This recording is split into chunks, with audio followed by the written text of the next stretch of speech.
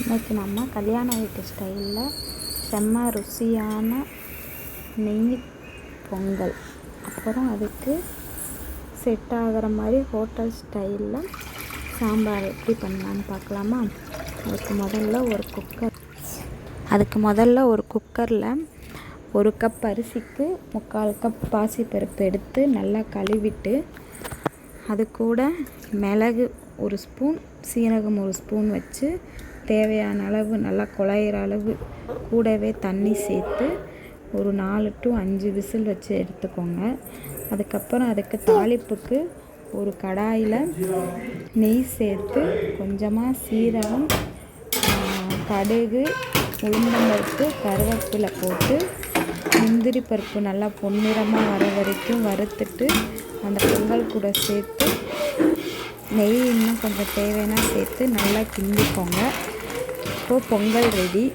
அதுக்கப்புறம் அதுக்கேற்ற மாதிரி சாம்பாருக்கு ஒரு கடாய்,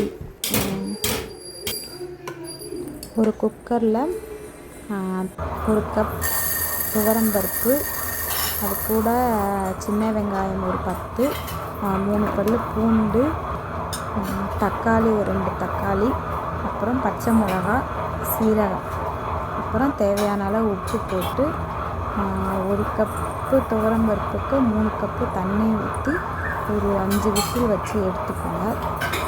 உங்களுக்கு என்ன காய் சேர்க்கணுமோ கூட சேர்த்துக்கோங்க. அப்புறம் மஞ்சள் பொடி, சாம்பார் பொடி சேர்த்துக்கோங்க.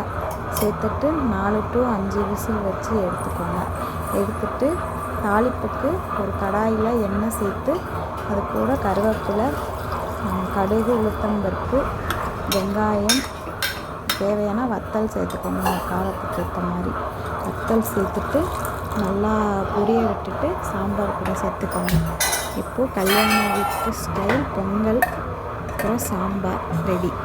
உங்களுக்கு இந்த வீடியோ பிடிச்சிருந்தா லைக் பண்ணுங்கள், ஷேர் பண்ணுங்கள், சப்ஸ்கிரைப் பண்ணுங்கள். கூடவே பெல் ஐக்கானை கிளிக் பண்ணிக்கோங்க. ஓகே, பாய்.